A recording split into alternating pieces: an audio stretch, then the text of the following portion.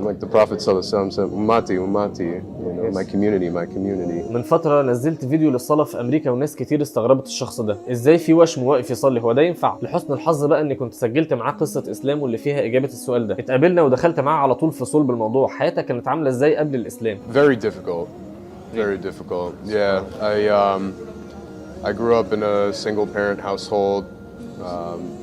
I don't remember my parents being together. My dad passed away when I was really young, and my mom worked full-time and went to school. لما سألته عن نقطة التحول بدأ يتكلم عن حياة عبارة عن مأساة فعلا أعتقد إنها بتمثل الغالبية مش حالة أو اتنين.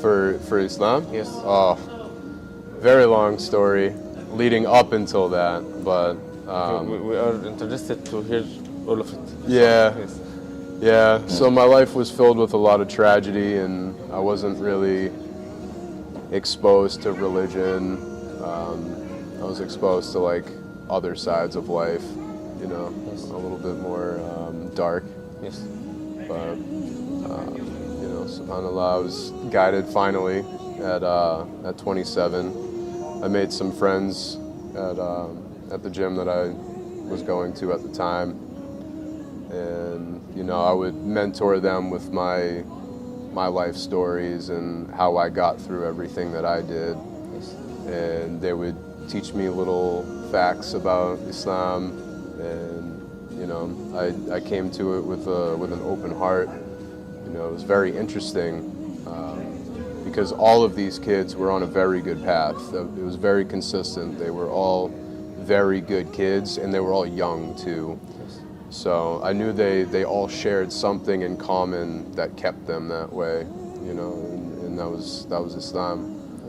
And the more I began to learn about Islam, the more I found out I already believe all of it. It wasn't like a decision that I had to make, you know. I knew I didn't create everything, and I know my parents didn't. So, you know, something had to. And, you know, I believe in destiny and certain things being written for certain people. So it all just kind of made sense. And the more that I learned, the more it just felt like the truth. سبحان الله، وسط كل المغريات والتشويه والإعلام والميديا كان كل ما يقرأ عن الإسلام يحس إنه مصدق الكلام ده. You know, there was never any question about it. So when I became Muslim in my heart, it was a little over a year ago. So, fun fact, I took Shahada in the end of August last year, in 2021. And I didn't feel like I had to, because in my heart I already felt like a Muslim. Because I made my first dua in the end of February last year. And I didn't even know what a dua was. I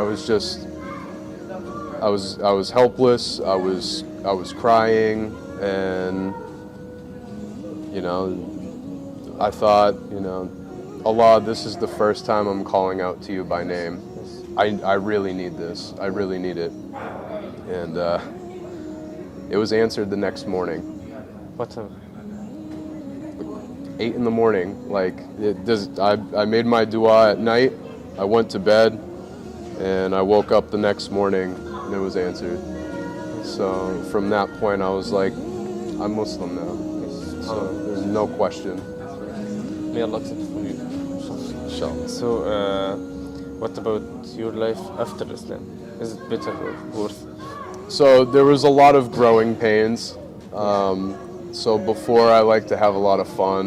You know, I would go out drinking almost every night with my friends, and you know, meeting women, and never really like hurt anybody. I was never big into like hard drugs, but I like to have fun.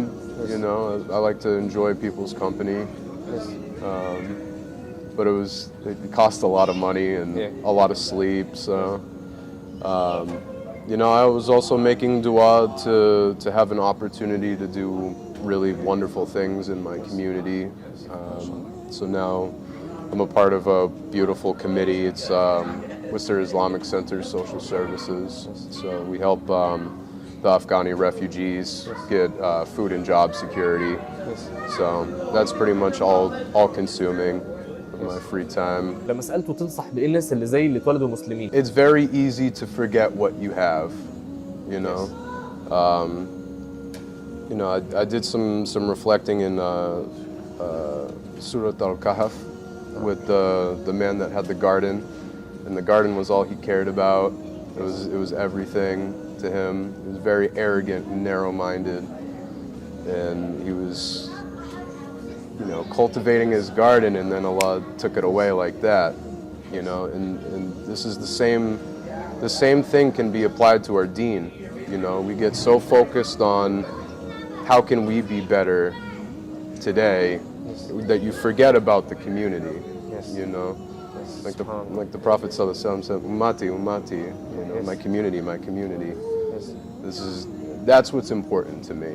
You know, more so than me and my akhirah. It's the community, because we have to go together. You know? That's my advice: is don't ever get so caught up that you forget how spoiled you are to have Islam, because you know we don't deserve Islam. You know, Allah gave us Islam as a mercy to mankind. We don't deserve it. So it's up to us. That's why we have to conduct ourselves properly. But yeah, you know, I didn't have Islam growing up. I didn't have parents growing up. So it's really important to always remember how spoiled we are to have Islam to begin with.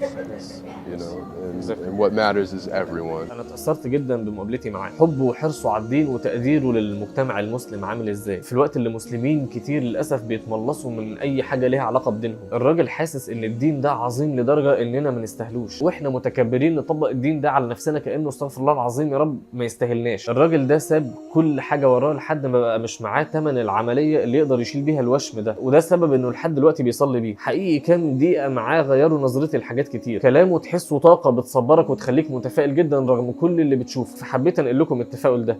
سلام.